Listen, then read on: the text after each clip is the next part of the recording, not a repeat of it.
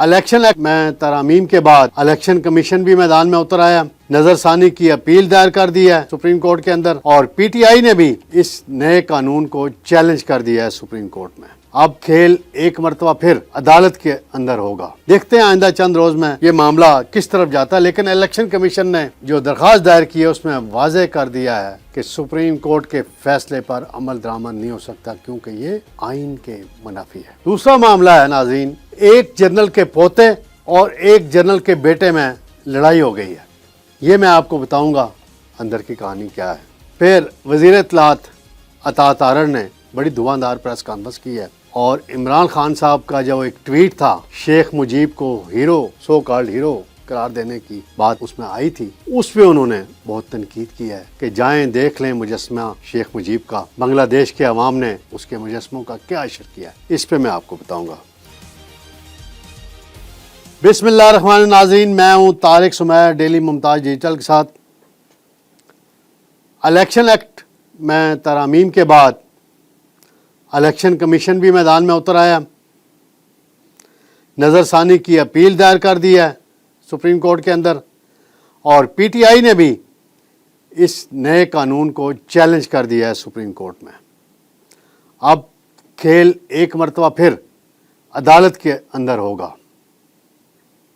دیکھتے ہیں آئندہ چند روز میں یہ معاملہ کس طرف جاتا ہے، لیکن الیکشن کمیشن نے جو درخواست دائر کی ہے اس میں واضح کر دیا ہے کہ سپریم کورٹ کے فیصلے پر عمل درآمد نہیں ہو سکتا کیونکہ یہ آئین کے منافی ہے۔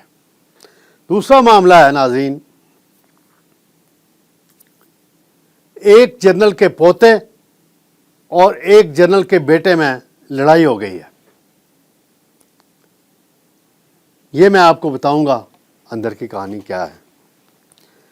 پھر وزیر اطلاعات عطا تارڑ نے بڑی دھواندار پریس کانفرنس کی ہے، اور عمران خان صاحب کا جو ایک ٹویٹ تھا شیخ مجیب کو ہیرو، سو کالڈ ہیرو قرار دینے کی بات اس میں آئی تھی، اس پہ انہوں نے بہت تنقید کی ہے کہ جائیں دیکھ لیں مجسمہ شیخ مجیب کا، بنگلہ دیش کے عوام نے اس کے مجسموں کا کیا اشر کیا ہے، اس پہ میں آپ کو بتاؤں گا۔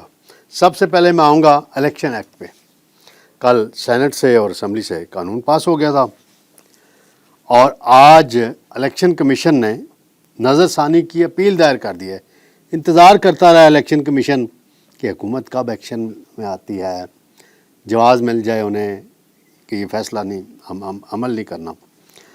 تو بڑی دلچسپ بات ہے، نظر ثانی کی اپیل میں سنی اطاعت کونسل کے Sahibzada Ahmed Raza, M Q M, peoples party, Noon league اور دیگر یعنی جے یو آئی اور دیگر جن جماعتوں کو وہ سیٹیں ملی تھیں ان کو فریق بنایا گیا ہے، اور کہا گیا ہے کہ پاکستان تحریک انصاف کو عدالتی ریلیف دیا گیا۔ تحریک انصاف اس کیس میں پارٹی نہیں تھی۔ آزاد ارکان نے بھی سپریم کورٹ سے رجوع نہیں کیا۔ عدالتی فیصلے میں کچھ ایسے حقائق کو مان لیا گیا جو کبھی عدالتی ریکارڈ پر نہ تھے۔ پی ٹی آئی کے مخصوص نشستوں کے امیدواروں نے بھی کبھی دعویٰ نہیں کیا۔ 80 ارکان نے سنی اطاعت کونسل میں شامل ہونے کا فیصلہ کیا۔ 80 آزاد ارکان نے اپنی شمولیت کے حلف کے ڈکلیریشن جمع کرائے۔ سنی اطاعت کونسل نے الیکشن میں حصہ نہیں لیا۔ 41 ارکان دوبارہ پارٹی وابستگی کا موقع فراہم کرنے کا جواز مانگ رہے ہیں جو نہیں بنتا۔ الیکشن کمیشن کے فیصلے کے نقطہ پر سنے بغیر فیصلہ دیا گیا۔ سپریم کورٹ کے 12 جولائی کے فیصلے کے احکامات امتیازی اور ایک پارٹی کے حق میں ہیں۔ سپریم کورٹ نے فیصلہ آئین اور قانون کے آرٹیکلز اور شقوں کو نظر انداز کر کے کیا۔ سپریم کورٹ کے 12 جولائی کا فیصلہ عدالتی دائرہ اختیار سے تجاوز ہے۔ رہنما تحریک انصاف کنول شوذب سنی اطاعت کونسل سے مخصوص نشست لینے کے لیے سپریم کورٹ آئی تھیں۔ سنی کونسل کو 2 کیٹیگریز میں تقسیم کر کے بھی غلط کیا گیا۔ یہ سلطان سکندر راجہ صاحب کا موقف ہے، ان کے ان 4 ممبران کا موقف ہے، پورے الیکشن کمیشن کا موقف ہے۔ تو بھائی 15-16 دن آپ کیا کر رہے تھے راجہ صاحب؟ انتظار کر رہے تھے کہ سپریم کورٹ کے وہ 2 جج حضرات جنہوں نے اختلاف کیا، جسٹس نعیم اختر افغان اور جسٹس امین الدین، کہ ان کا فیصلہ آ جائے، اختلافی نوٹ آ جائے اور حکومت قانون بھی بنا لے۔ بس صدقے جاؤں، آپ نے بڑا ٹائملی کیا ہے راجد صاحب، آپ بڑے ماہر ہیں، آپ تو بڑے ٹاپ کے بیوروکریٹ رہے ہیں، ایک ٹاپ کے بیوروکریٹ کے آپ داماد بھی ہیں، اور آپ کے سارا خاندان بیوروکریسی میں ہے۔ آپ الیکشن کمیشن کو چلا رہے ہیں، تنقید کا نشانہ بھی آپ ہی بنتے ہیں، فیصلے ادھر ادھر سے بھی آتے ہیں، وہ ایک الگ بحث ہے۔ بہرحال ناظرین، یہ معاملہ اب لٹک گیا ہے کیونکہ الیکشن کمیشن نے مخصوص نشستیں ابھی تک سپریم کورٹ کے فیصلے کے مطابق الاٹ نہیں کی۔ پارلیمنٹ نے اپنا آئینی اختیار استعمال کیا ہے، یہ اس کا حق ہے، جیسے ججز کا حق ہے کہ مانگنے ان سے گئے تھے یہ پینسل، دے دی انہوں نے اینک، یہی ہوا نا، یعنی سیٹیں مانگی تھیں سنی اطاعت کونسل کے لیے، دے دی انہوں نے پی ٹی آئی کو، اور الیکشن کمیشن کے مطابق پی ٹی آئی کے الیکشن کا ابھی فیصلہ نہیں ہوا، اور پارٹی چیئرمین بیرسٹر گور کو ابھی ان کے ریکارڈ میں پارٹی چیئرمین نہیں ہے۔ الیکشن کمیشن کا موقف ہے، میرا نہیں ہے ناظرین، میرا اختلاف ہے اس موقف سے الیکشن کمیشن کے۔ بیرسٹر گور صاحب چلے گئے ہیں سپریم کورٹ، چیلنج کر دیا ہے، ابھی قانون پہ پریزیڈنٹ کے دستخط ہونے ہیں، وہ آج رات کو کسی وقت ہو جائیں گے، لیکن انہوں نے چیلنج کر دیا ہے۔ اب دیکھتے ہیں جو سپریم کورٹ کے اندر فائٹ چل رہی ہے، قاضی ورسز منصور علی شاہ، منیب اختر، وہ بھی بڑی دلچسپ کہانیاں آ رہی ہیں، وہ میں اس پہ قیوم صدیقی صاحب بڑا تفصیلی ایک واقعہ بیان کر چکے ہیں، تو میں نے کہا بھائی کیا چھوٹے چھوٹے فیصلے ہو رہے ہیں وہاں سے، کیا ہو رہا ہے، سٹاف کو ڈیپوٹیشن پہ آئے ہوئے ان کو واپس بھیجا جا رہا ہے، وہ ایک الگ پہلو ہے، لیکن میدان اب عدالت میں لگے گا ناظرین، اور میری اطلاع کے مطابق پی ٹی آئی یہ سمجھی بیٹھی ہوئی ہے کہ عدالت اس قانون کو کالعدم قرار دے گی، ریٹ دائر کرتے ہی انہوں نے اپنی فتح کا اعلان کر دیا ہے، اور میری آگے حکومتی سائٹ سے اطلاع ہے حکومت دوبارہ اس قانون کو پاس کرے گی، پھر ختم کیا جائے گا، پھر پاس کرے گی، یہ سلسلہ چلتا رہے گا اور کھیل جاری رہے گا۔ دوسرا معاملہ ناظرین، میں نے شروع میں تھوڑا ذکر کیا کہ ایک جنرل کے پوتے اور ایک جنرل کے بیٹے میں بڑی تلخ کلامی ہوئی، بڑی تو میں ان کے درمیان ہو گئی۔ پوتا کون ہے جی؟ عمر ایوب خان، جنرل ایوب خان کے پوتے ہیں، پاکستان کے پہلے فوجی آمر کے پوتے ہیں، اپوزیشن لیڈر ہیں آج کل پی ٹی آئی میں، بڑے کلوز ہیں عمران خان صاحب کے۔ اور دوسری طرف جو ہیں جنرل اظہر کیانی صاحب کے بیٹے ہیں، جیلم سے تعلق ہے، بلال کیانی، وہ بھی آج کل حکومت میں بڑے پاپولر ہیں جی، مختلف حلقوں میں بھی بڑے پاپولر ہیں۔ انہوں نے اتنا بڑا کارنامہ کل کرایا جی، اسمبلی سے الیکشن ایکٹ پاس کروایا، تو حکومت کی نظروں میں تو وہ ان کا قد کاٹ بڑا بڑھ گیا جی، اظہر کیانی صاحب کا، بلال کیانی صاحب کا۔ جنرل اظہر کیانی صاحب تو ویسے ہی بڑے نفیس آدمی ہیں، ان کے والد محترم۔ تو آج ہوا یہ ناظرین کہ قومی اسمبلی کی فنانس کمیٹی کا اجلاس تھا، نوید قمر صاحب کی صدارت میں، پیپلز پارٹی کے رہنما ہیں، وہاں ایک عارف مبین صاحب ہیں گجرانوالہ سے، پی ٹی آئی کے ایم این اے، وہ باہر گئے ہوئے ہیں، ان کا ویڈیو لنک کے ذریعے کمیٹی اجلاس میں شرکت کا معاملہ تھا، تو عمر ایوب نے وہاں اعتراض اٹھایا، کچھ سیاسی باتیں کی، حالانکہ کمیٹیوں میں ٹیکنیکل ڈسکشن ہوتی ہے، سیاسی باتیں کم ہوتی ہیں، لیکن انہوں نے پوائنٹ اٹھایا دیا کہ جی مبین عارف کی وفاداریاں بدلوانے کی کوشش ہو رہی ہے اور دباؤ ڈالا جا رہا ہے، اور ایف آئی اے نے ان کا ایئرپورٹ پہ نام ڈال دیا ہے سٹاپ واچ لسٹ میں۔ اس پر بڑی تلخ کلامی ہوئی بلال کیانی کے درمیان اور عمر ایوب کے درمیان، تو جو صحافی پیچھے کوریج کے لیے بیٹھے ہوئے ہیں، ان میں سے ایک صحافی نے کہا آہستہ سے، کیونکہ کمیٹی میں بولنا ذرا اونچا بول نہیں سکتے کوریج کرنے کے لیے، اگر بیٹھے ہوں تو ڈیکورم ہوتا ہے، قواعد و ضوابط ہوتے ہیں۔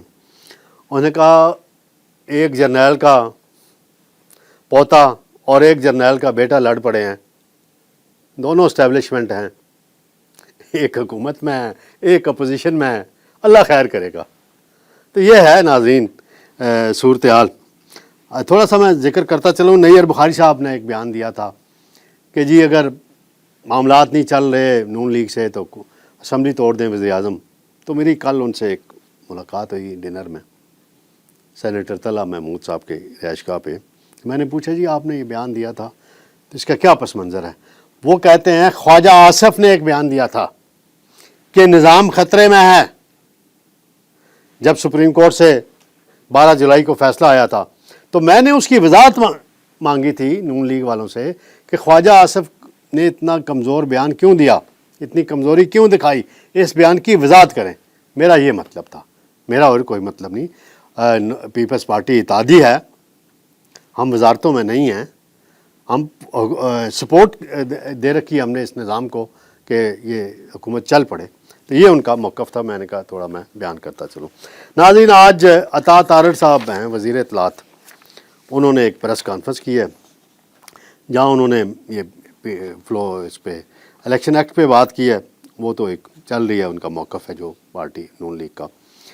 انہوں نے بالخصوص جو 2-3 نکات اٹھائے ہیں، بنگلہ دیش کی جو صورتحال ہوئی ہے اور شیخ مجیب الرحمان کے حوالے سے انہوں نے کہا کہ جی چند روز قبل تک تو عمران خان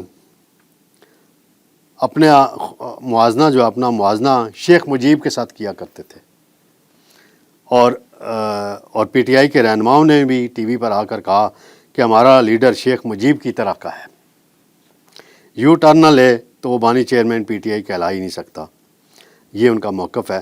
اور جب مجسمے گرائے گئے تو عوام نے دیکھا کہ شیخ مجیب کا جو بیانیہ یہاں بنانے کی کوشش کی گئی اور اسے ہیرو ڈکلیئر کیا گیا، تو اب دیکھ لیں یہ خان صاحب کا یہ بات ہے، شیخ مجیب کے متعلق انہوں نے باتیں کی ہیں۔ پھر ایک اور بات انہوں نے عمران خان کے متعلق کی ہے، وہ کہتے ہیں عطا تارڑ صاحب، شہنشاہ عالی کا فرمان ہے کہ جب جیل کے سپرنٹنڈنٹ کے کمرے میں موجود فریج سے پانی آتا ہے تو وہ راستے میں گرم ہو جاتا ہے۔ بانی پی ٹی آئی کے پاس فریج بھی آ گیا ہے، سائیکل بھی آ گئی ہے، اب پارٹی رہ گئی ہے، اس کا مناسب بندوبست کر لیں، اس کا بھی مناسب انتظام کر لینا چاہیے۔ یہ بڑی دھمکی امیز فکرہ ہے یہ والا، اس کو سمجھنے کی ضرورت ہے کہ پارٹی۔ اچھا سوال یہ ہے کہ فریج کی سہولت موجود ہے جیل سپرنٹنڈنٹ کے کمرے میں، کیا یہاں سے ٹھنڈا پانی صرف عمران خان کو ملتا ہے؟ باقی جو 4000 سے زائد یا 5000 کے قریب قیدی ہیں وہاں، ان کو کیسے پانی دیا جاتا ہے؟ یہ بھی عطا تارڑ بتا دینا، اس کو کیوں راز میں رکھا ہوا ہے بھائی، کہ ان کو آپ کیسے پانی دیتے ہیں؟ خان صاحب کی جو جیل کاٹ رہے ہیں بھائی، آپ کی تو توقع تھی جیل نہیں کاٹیں گے۔ وہ آپ کے دوست نہیں ہیں فیصل آباد والے عطا تارڑ بھائی؟